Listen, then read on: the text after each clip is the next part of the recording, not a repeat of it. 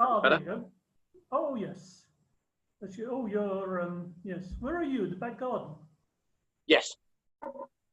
Yes. Right. So it's nice and sunny in Ireland, so I thought I'd take advantage of it. Yes, quite. Moradab is saying that it's nice and sunny. She's not here, unfortunately, so I'm a bit loose on my own. Right. So what have you been working on? I'm working on my book on consciousness. Okay, all right. Yes, I'm meant to be working on a book at the moment, which is why I'm interviewing all my friends and colleagues, and generally using other displacement activities. All right. You're probably This was for your teaching, is it? what the recordings? Yes. Yeah, that's the idea. The idea was really to do something a little bit more, because we've got this ridiculous situation where we're all going online, but we don't really know what we're doing. I mean, when I say ridiculous, I mean it's ridiculous for everyone. I'm not blaming the policy. We just, we're all over the place. But it means that we're doing things like we're reading over slides for students, which I don't think is a sustainable business model to run a university on. I don't pay to listen to me reading over slides in perpetuity. Besides which, much of the material on your slides is most probably copyrighted by other people. I don't think anyone's even ever pulled on those threads. I mean, I suspect if anyone did pull on those threads, the whole lot would fall to pieces. I mean, I'm perfectly happy to share teaching materials. I've shared teaching materials with hundreds of colleagues over the years. I don't have any sort of not precious about it, but it's not a particularly interesting thing for students. Whereas talking to people about their ideas and then having some forum for it is interesting to students. So I thought. I used to share audio recordings of my lectures with all the full slides for years and years and years. And my students used to say they loved it because they could download the audios and that they could listen to them on their way home on the bus. No, I'm doing all of that stuff as well. But there's something about a back and forth that is more interesting than just a sort of a sustained. I mean, people can do it in a sustained lecture thing, but it's not easy. It's not easy to do that. You think of the sort of the actors and actresses. 2 hours in a cinema is a lot to get somebody's attention. And I'm not Stanley Kubrick. Oh, not yet. Yeah, no, I'm not. Yeah, he's one day he hopes to rise to my level of obsessive pedantry. Yes, right. We all do that. Did you get my email about the DoD, the DoD things on zombies? Yes. Yes. Had you seen that before? I've certainly we've talked about zombies before. But do you know that the US Department of Defense has a document about it, and that there are... the zombie attack. Right, yes. Sorry, yes, I hadn't made the connection. Yes, I had heard this. Yeah. Which is probably coming in very handy at the moment. No, it didn't. That's the whole point. They were totally caught off guard because this wasn't a zombie attack. The COVID attack was not a zombie attack. The COVID attack was stealth. Right, I see. And what people not wearing masks are dumber than zombies. They have a level of a lack of self-preservation that even zombies manage to achieve. Yes, and also because they're US citizens, you're not allowed to shoot them. I think they're pushing the boundaries of that one a bit, aren't they? At the moment, they're pushing it as far as they can manage. I mean, shooting them at point blank range with plastic bullets isn't far off, is it? No, but the recommendation is you should aim for the head and explode the head completely. Miss all the vital spots? Yeah. Well, for a zombie, strangely enough, their experts think that the important bits in a zombie are the head. Yes. Which is strange, because according to the philosophical analysis of what a zombie is everything except a connection to consciousness. Right. Yes, the Chalmers zombies. The Chalmers zombies. Well, although Chalmers is a bit iffy about his consciousness connection as well, so he's playing a little bit cautious on that one. Yeah, he's odd. I met Chalmers a few years back in Dublin when he was talking about zombies, and I asked him about this straight up because unlike most of the sort of the consciousness folk, he understands the physics and the maths. Yeah, he gets what would be required for there to be a sort of a new consciousness particle to add to the bestiary. And he just gets kind of, it just sort of at that point, he just gets sort of, well, I guess that's just, the universe is just even weirder than we suppose. Okay, yeah, but what, so for billions of years, the universe was waiting around just for this one particle just to end up in our heads. It seemed, I mean, you know the way Richard Feynman said about God, that it's the scale of it that Feynman. The idea that all of this was for our benefit was the thing that he couldn't get his head around. It wasn't he couldn't believe in God. It was the idea that it was all human-centered. That was what he just thought. The stage is too big for the drama, was the way he put it. And I kind of feel that about Chalmers' consciousness.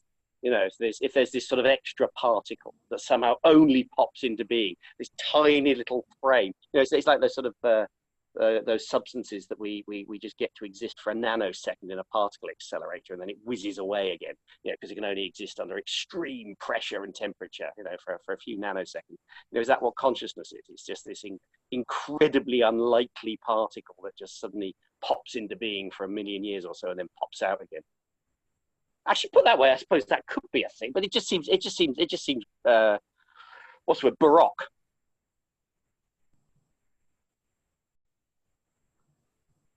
Well, yes and no, because when you read Indian philosophy, I've been doing quite a lot on Samkhya philosophy now.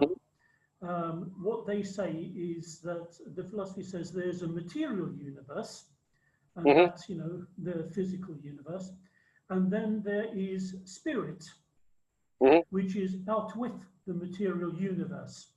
And in Samkhya philosophy, spirit exists and it gets captured in the material universe. And in essence, it's up to the material universe, intellect, which is part of the material universe, to do actions that will actually liberate spirit from the material universe. So there is some strange process by which spirit becomes entrapped within the body, and it is the benevolent activity of the body, that is the intellect, to engage in practices and to calm itself down to enable spirit to liberate itself, and that creates liberation and then the end of the cycle of rebirths. So this sounds a lot like the sort of thing the Buddhists say, and also some of the medieval Gnostic kind of philosophers say something that sounds a lot like that anyway, just superficially maybe. Yes. Well, yes, they all draw from the same kind of source. Buddhism is a lot more dogmatic about what happens, and as for the medieval Gnostic philosophers, well, you can find practically anything you want to find if you read those people. They are very prolix. There's a kind of theme that runs through a lot of this, isn't there? Which is that humans have got this sense that somehow we don't quite belong. We sort of belong, but we kind of don't. Was that fair? I think the original concept, or the basic concept, is that there is a physical universe, and our existence in the physical universe is determined, of course, by the laws of the physical universe, but also we are able to exercise free will, and we are able to appreciate the quality, the qualitas of our existence. And the free will and qualitas seem to be non-physical, that is, they're not governed by entropy, and so therefore they must be non-physical or third world forces which have either been there or have always, which presumably have always been there. It's just that we seem to have these abilities. I'm sure that over the course of galactic history, there have been many living, thinking beings that have had a conjunction with their spirit or their self and their actual physical bodies, and their self or their spirit has directed their physical bodies through the exercise of free will, and has also enjoyed the qualitas of experience. And a zombie is therefore an entity which does not have that connection.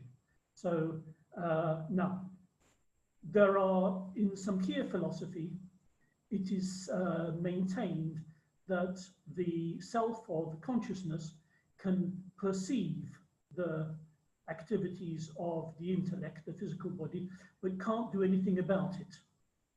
Well, okay, so it's philosophy, the intellect. So it's just an observer.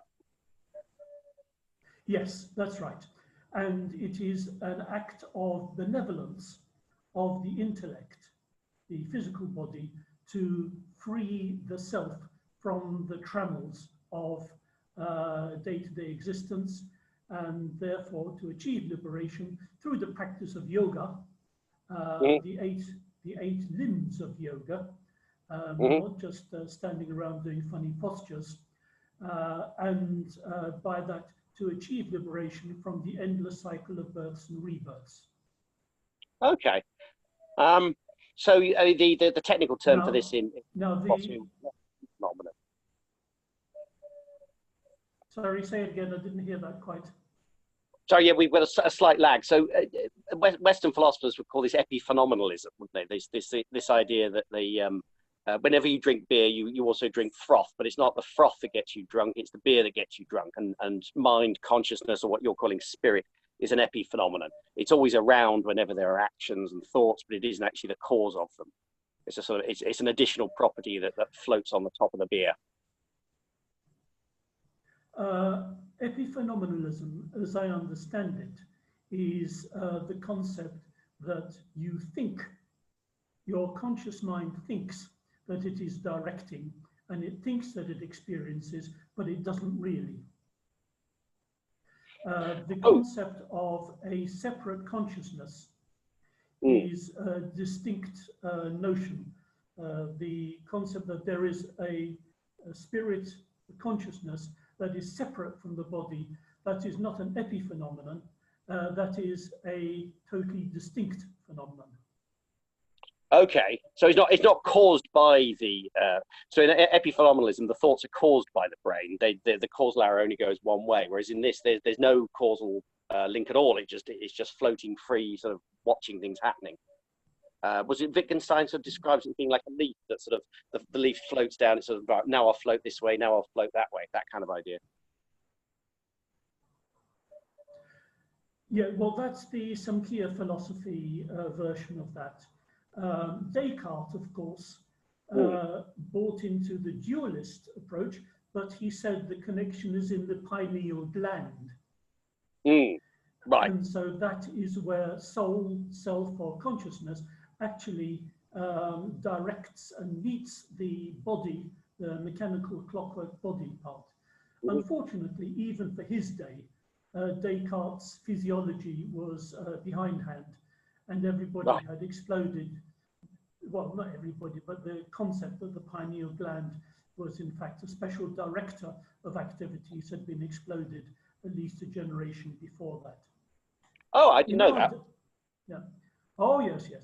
In our generation, we have Popper and Eccles, who say that it's all due to subatomic particles. Yes. Yeah, well, subatomic particles have become the pineal gland of our age, haven't they? They're a magical thing, and people are aware that there's something weird and odd about them. So it must be, so consciousness is weird and odd, so they must be the same kind of weird and odd. Precisely, precisely. And then there are also people who say, well, okay, we don't know how it happens, okay, And don't forget, the dark matter of the universe is estimated conservatively at being about 99%. So what we know of the universe is less than 1% of the total structure of the universe. So dark matter, 99%. So, you know, anything goes.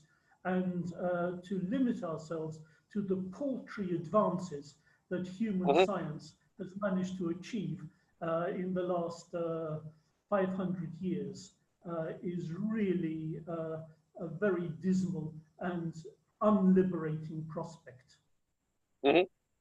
Yeah, it was. I think it was when I realised I had a friend who was doing a physics degree, and I knew the universe was expanding because we sort of learned that in high school. What I hadn't realised was that expansion is accelerating. So this is the dark matter idea, that there is something that's causing the expansion to actually increase in speed. So there's a whole load of stuff out there that we can't see. We can just see some of the effects of it. Which just, you know, just makes it even more boggling than it was before, and I was already boggled. Well, I think that that really brings into question any materialist account of the universe, because materialist accounts of the universe say we are constrained by what science can tell us, and if science can't tell us very much, then a materialist account of the universe is actually committing itself to an extremely small percentage of what is really possible, or what is really out there. And now this is the most important thing, that we have to stress, that we actually feel that we have free will. And we actually feel that we can appreciate the quality of our experience. We can appreciate qualitas, and we can act on free will. John Beloff, one of my favorite philosophers, wrote in his Existence of Mind, a book he published in 1964, that the mere fact that we can exercise free will and do what we want to do rather than what will be predicted that we do shows that we have consciousness as a directing force of our behavior. Right. So we got Dan Dennett writes about this, doesn't he? That we have as much free will as we want, and he's very much a materialist, but he also thinks that we can actually do a lot of damage by telling people that they don't have free will, and they'll actually behave worse, and they'll think somehow they've got an excuse for bad behavior if you tell them they don't have free will. Well, if you maintain that you don't have free will, then the whole of the legal process is a mockery. Yes. Well, and there are some people who are arguing that. I think Sam Harris is arguing that. Jerry Coyne is arguing that. Stephen Hawking used to say things a bit like that really we should just throw away morality and law because they're all kind of pointless. And they seem to have some very slender threads for basing such a radical proposal, it seems to me. Yes, and they actually ignore evidence that they have to hand.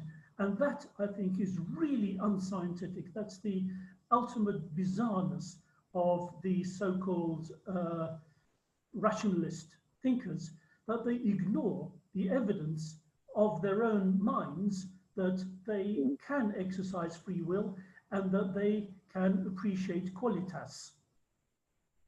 Okay, so now, playing devil's advocate. Yes.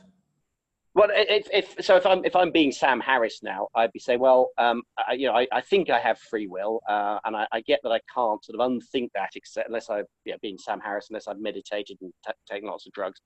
But it's also, I can sort of see why evolution would have given me this sort of illusion of free will. But ultimately, it's got to come down to the way my brain works. My brain is a physical thing, therefore, it has to be an illusion. He's going to argue something along those lines, isn't he? It's all neurons firing. Yes, it has. Now, one of the conundrums is James Clerk Maxwell's demon. Now, for the benefit of anybody who might be listening in on this, the I hope one or two will demon is, sorry? I said, I hope one or two will listen in, yeah. Yeah, you never know. And you might want to edit this next bit out. There are two balls of gas, and the faster molecules move, the hotter the gas. The demon sits between the two balls, in a connection between the two balls, and he only lets fast molecules into one sphere and slow molecules into the other. And what happens in a short space of time, entirely not in accord with the second law of thermodynamics, one of the spheres is hot and the other sphere is cold. Now, how does that happen? Because the second law of thermodynamics is flouted here. Aha, the second law of thermodynamics is flouted by the cognitive abilities of the demon, who can see and who can think and who can make a decision based on his free will. Okay, so I mean, that's always struck me as being a really interesting thought experiment, because it means that there is a deep connection between the second law of thermodynamics and information theory, which is, that's just a startling thing about the universe. That it turns out that sort of Shannon information and the second law of thermodynamics have a deep connection with each other. Does it require consciousness, or does it just require information? I suppose, if I'm playing devil's advocate. Yes, very, very good that you're playing the devil's advocate on this one, because you've played right into my hands. Information theory, as devised by Claude Shannon, is a mathematical modeling of the behavior of systems. That is, of the behavior of systems which have a physical matrix. To argue that information may exist in some non-physical form, as this argument would suppose, is a bit like saying that differential calculus exists independently of what differential calculus is trying to model. Right. So the idea is people are mistaking the measurement device for the thing being measured. Precisely. You can't talk about information without positing the existence of a matrix in which that information is kept. And the science of information theory, Claude Shannon's monograph, says, well, it starts off with the premise that you have physical systems which are passing something between themselves, and Shannon was able to identify that thing they pass between themselves in whatever medium you wish as, quotes unquote, information, or as he used to call it, H. Mm-hmm. Right. And lack of information. So do zombies have information? Can a zombie process information? Are we talking about charm of zombies?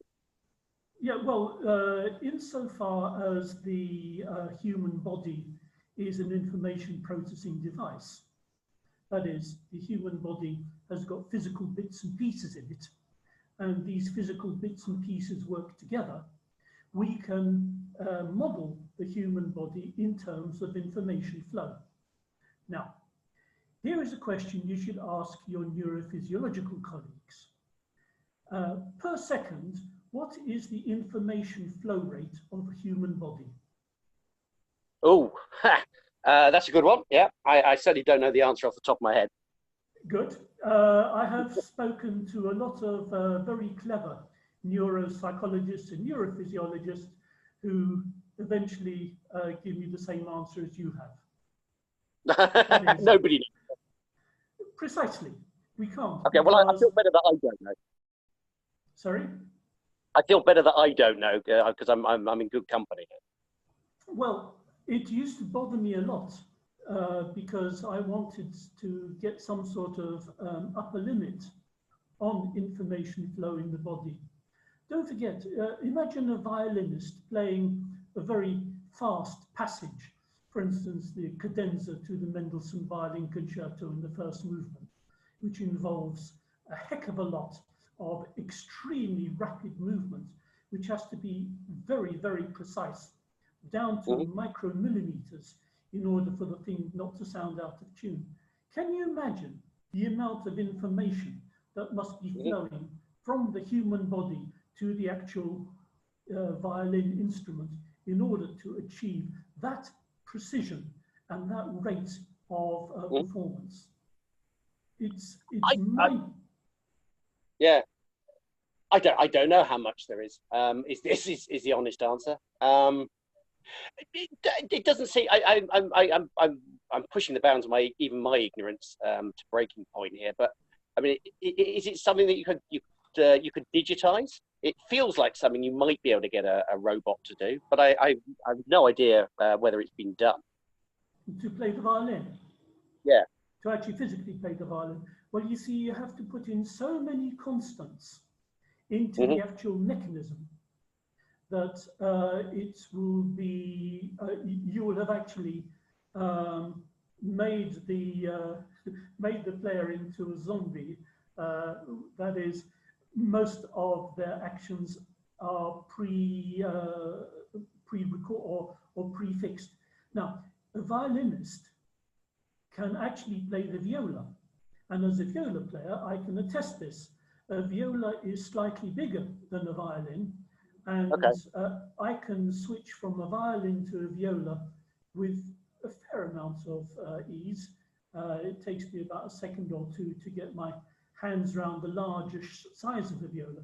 But notice all the detailed, subtle programming that is required to put my fingers on the right place on a viola, having just come off a violin, it's all changed. Right, yes. All of these adaptations. Now, if someone can actually create an artificial player that can not only play the violin, but he can also play the difference between a Stradivarius and a Guarneri, then we will be onto something. Because don't forget, a Strad and a Guarneri are slightly different in size. And so if you use the same exact micro measurements on those two instruments, you will end up a cropper. So there needs to be some very complicated feedback mechanism, so that it's not just, you're not just performing the same actions, you are adjusting those actions relative to the output that you're getting. I mean, this is a very practical issue. I mean, not necessarily with violins, but with things like self-driving cars. I mean, we're running into exactly this kind of problem when we thought we'd automated everything we needed to automate, and it turns out that it's a little bit more difficult than it first appeared. And there's sorry? Amen. You're quite right. There's a general word for this, Moravec's paradox. There was a bunch of stuff that we thought would be fairly easy to do, like face recognition or climbing stairs and stuff that we do without being particularly difficult. And there was another bunch of stuff like playing chess or flying planes or diagnosing diseases that you have to have very smart humans to do. But it turns out computers do that really easily.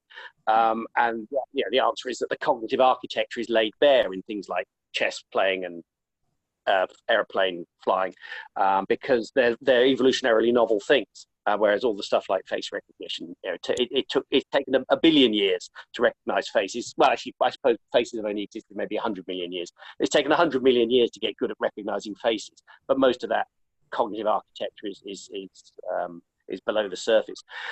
That's not exactly what you're saying, though, when it comes to violins, though, because the violin playing is evolutionarily novel.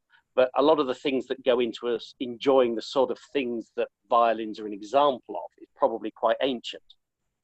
Is that any kind of insight into it, or is that a side issue?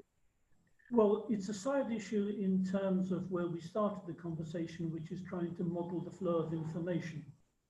And my proposition is that, in fact, the amount of information that has to be sloshing around for a competent performance on a violin or a viola, and for a performer to be able to transfer from one kind of instrument to another, is so amazingly huge that the kind of machine that the human body is actually transcends our current notions of how much information the body processes.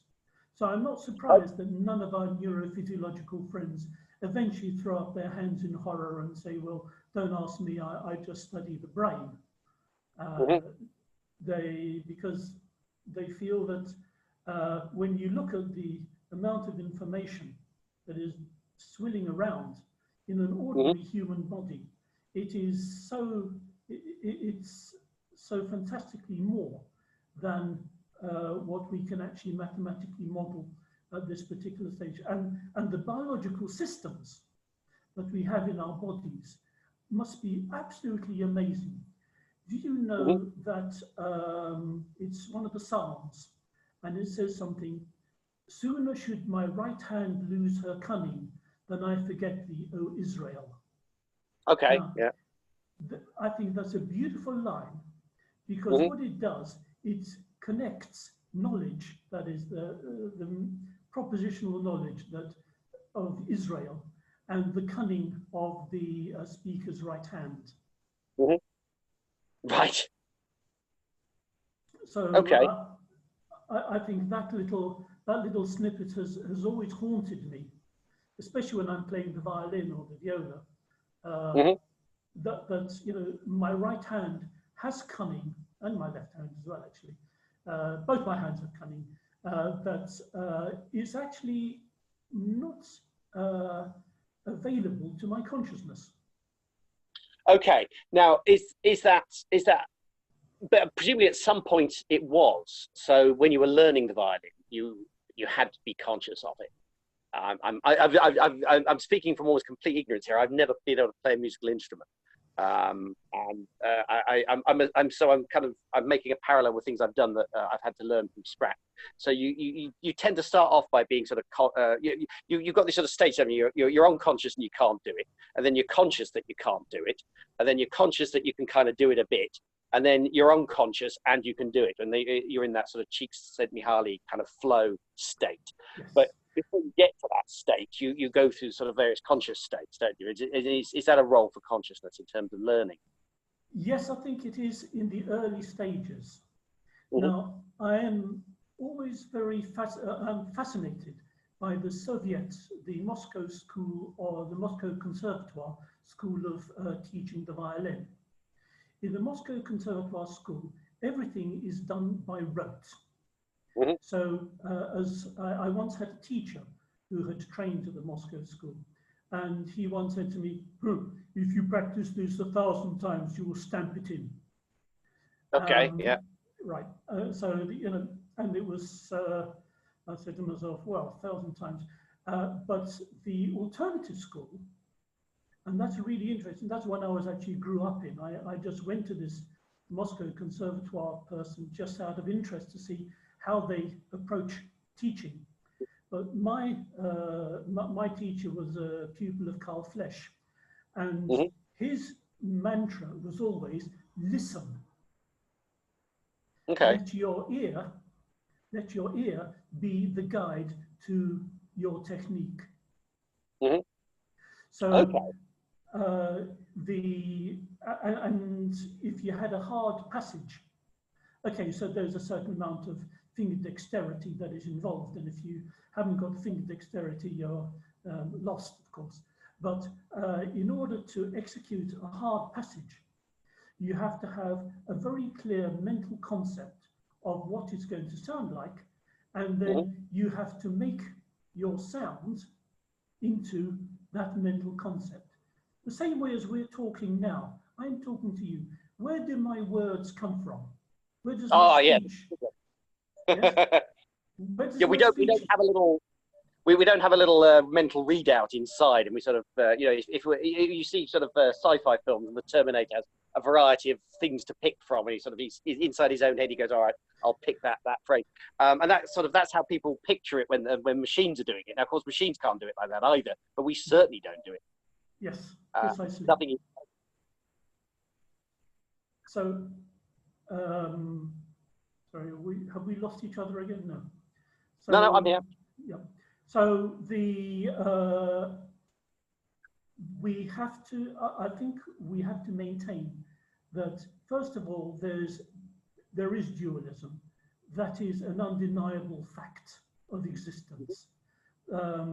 Whether there are other species in distant galaxies or near galaxies that also have minds and brains, we can only speculate about that, but I would think that that is highly likely, that that is the case.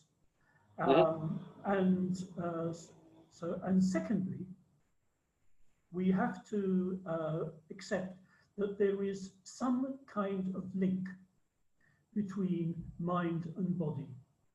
Our pathetic, undeveloped science hasn't actually found that link yet. But sooner or later, I'm presuming that we are actually going to be able to locate that link. And so what kind of thing do you think we're looking for here?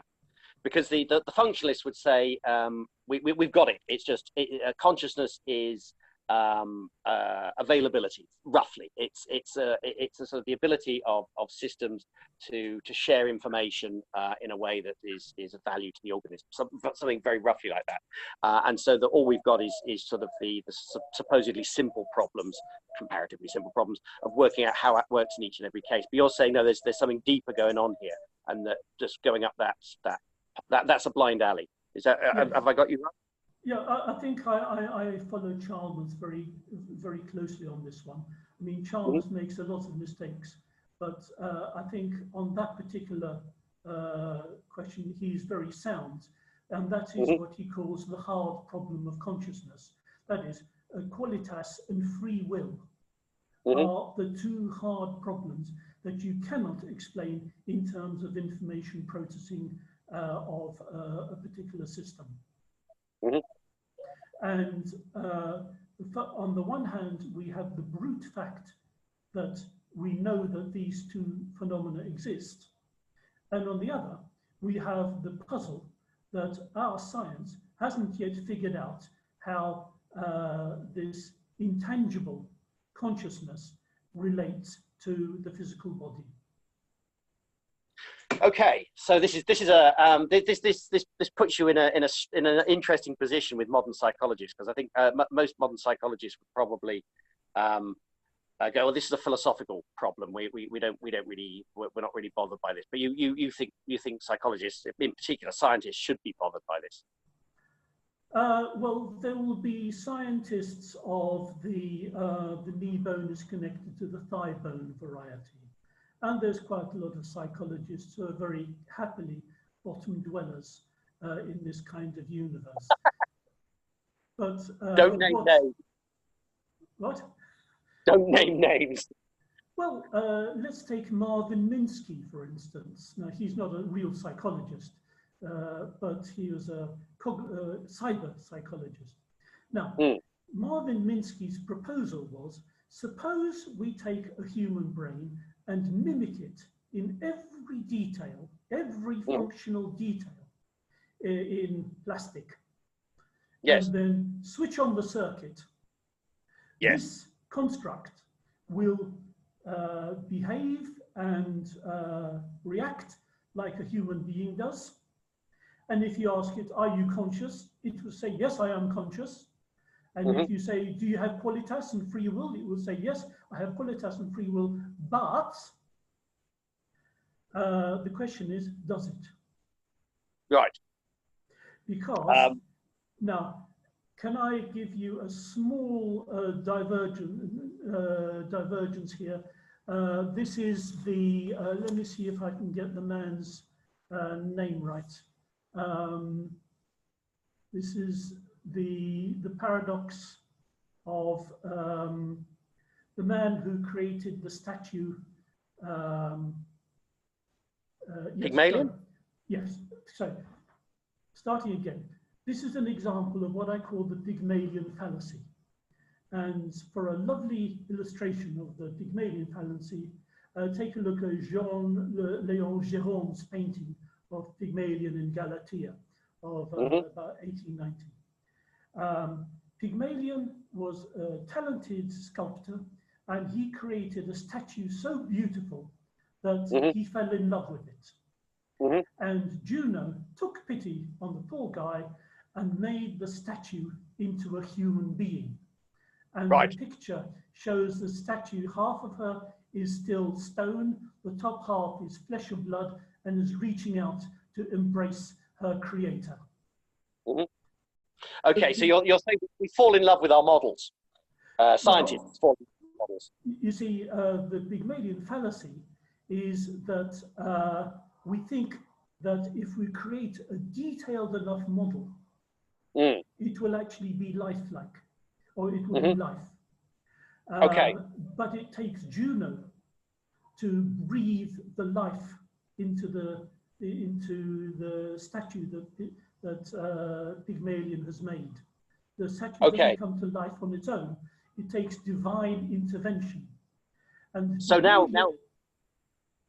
the Pygmalion fallacy is to say that if we create a sufficiently detailed depiction of a human system, then that system will be human.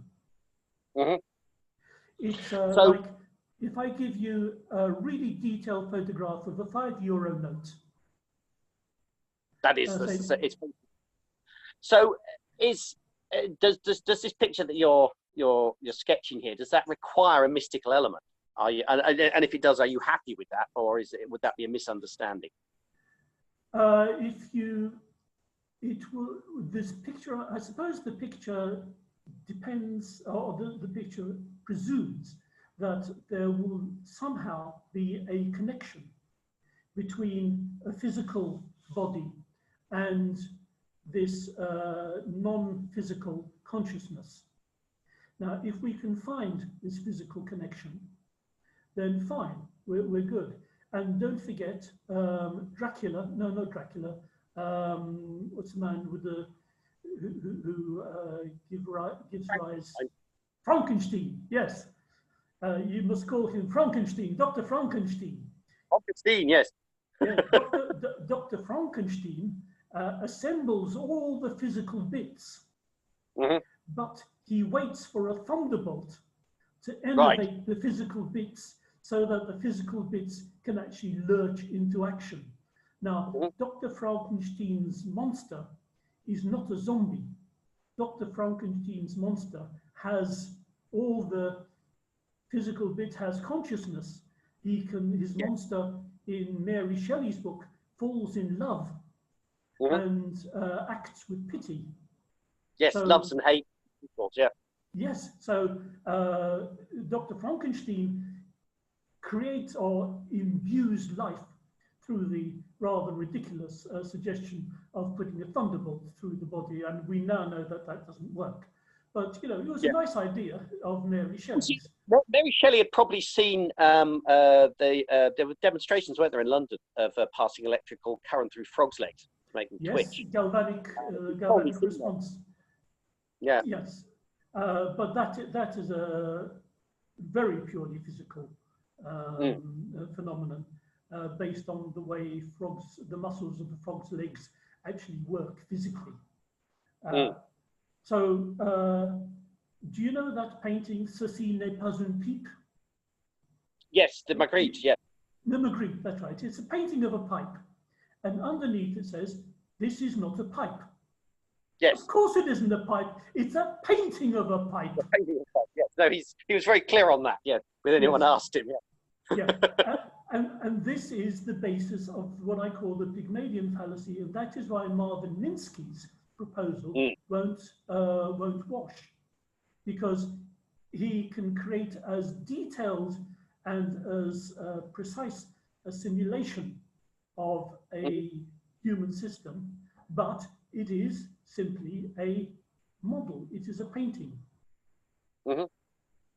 Okay, so what's I suppose the Minsky's counter to this would be something like, well, ultimately, science has always made progress by saying that what something is what it does, and what you're proposing here is some kind of essentialism. Is that fair, or is that? Yes, I think Minsky is saying, you know, if it quacks like a duck and if it walks like a duck, etc., then it is a duck. Well, my question is, does this construct actually can this construct actually engage in free will activity? And does this construct appreciate the qualitas of the sensorium? Right. So does it? Yes. Right.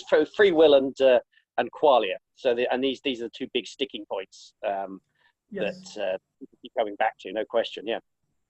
Well, how would we know? I guess. I mean, how do I know? I'm assuming that you have qualia and free will, but I can only sort of. Well, I mean, do I kind of work it out? I mean, I treat you as somebody who does, but it may not be an on-off thing. I mean, for example, we do a lot of work with people with traumatic brain injury, and you can certainly see cases of reduced free will. Or reduced sensation because there's damage, so they have neglect, so a side of the body suddenly doesn't exist for them anymore, or characteristically frontal lobe damage. It creates situations where people's free will is compromised.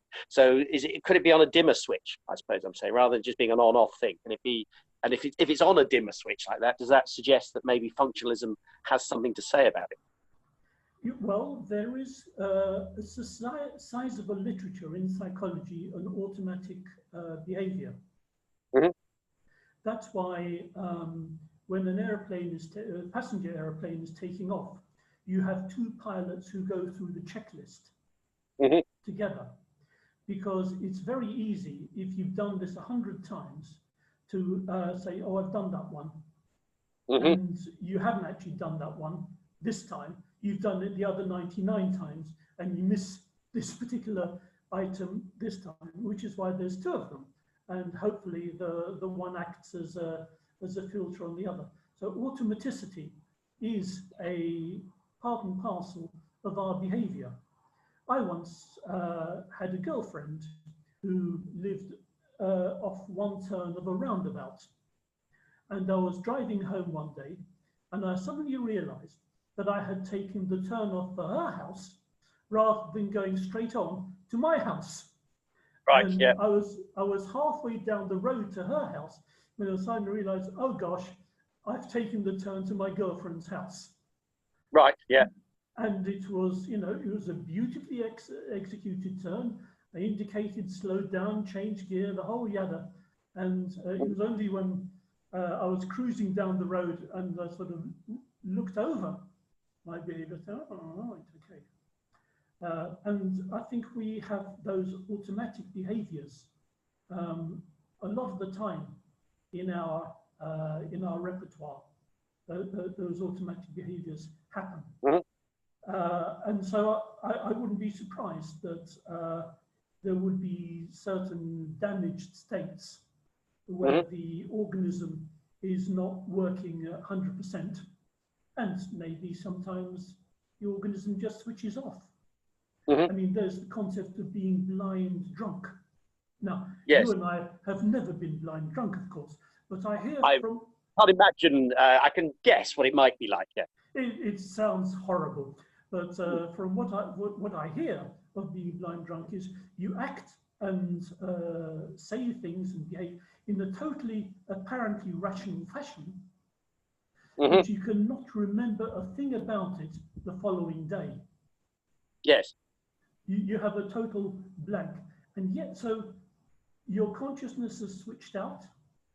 You've disconnected. So it's not just a dimmer switch on that one, that's an on-off switch. Well, presumably you were conscious while you were drunk, but you're not committing it to memory. What is it? Eventually, if you do that to yourself enough, you get Korsakoff syndrome, don't you? And the whole sort of committing things to memory bit of the brain, just that you've done that in. It's hippocampus, I would assume. Anyway. John Beloff once, John Beloff and I had this kind of discussion on this, and I proposed to him, suppose you go to have a very painful operation, something with your gut or something, that's not very good. And I gave you a choice. Either you could have an anesthetic, so you would have no recollection of the operation whatsoever. You wake up in the prison.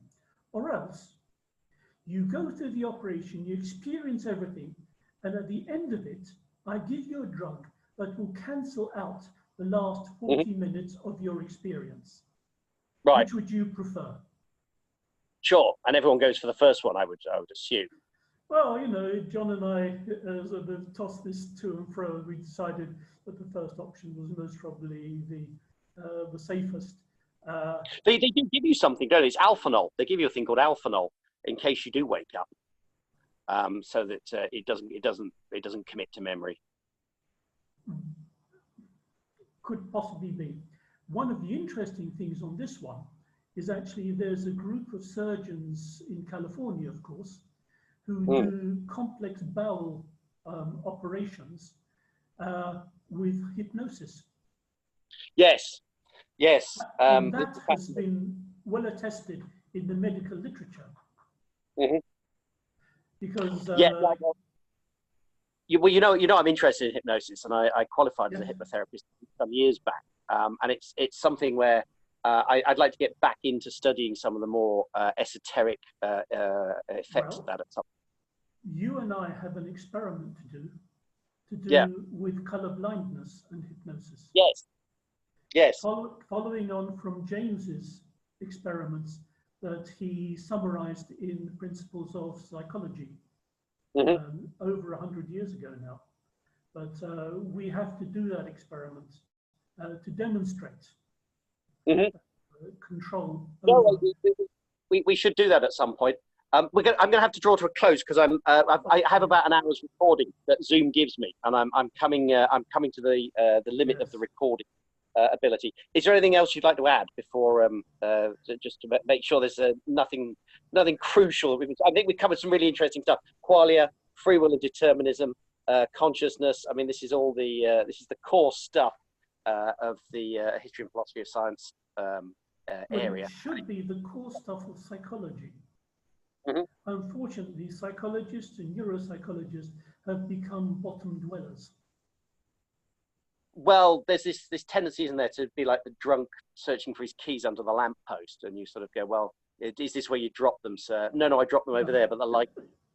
That old. I mean, we do this for science. You know, we look at the problems that are tractable, and there's definitely a danger of thinking, well, we can't study that because we haven't got the tools to study.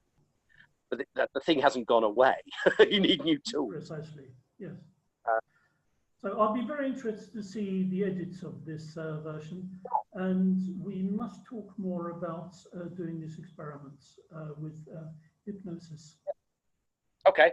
I'm thinking I'm going to probably do minimal edits on things just to so that it has that kind of that sort of feel of it being a conversation, which I think has worked quite well with this one particularly, and with the other ones I've done so far.